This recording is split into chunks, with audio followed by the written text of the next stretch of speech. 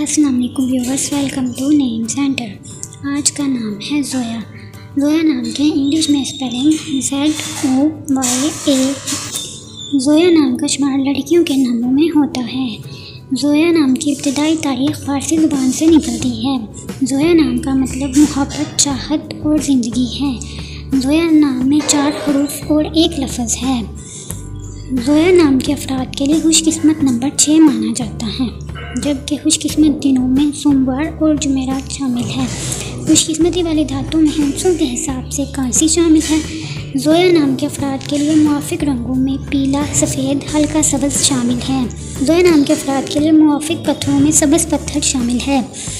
अपने नाम का मतलब जानने के लिए कमेंट बॉक्स में कमेंट करें, वीडियो को लाइक करें, शेयर करें और चैनल को सब्सक्राइब करना ना भूलें। तो फिर मिलते हैं किसी और वीडियो में, तब तक के लिए अल्लाह हाफ़िज़।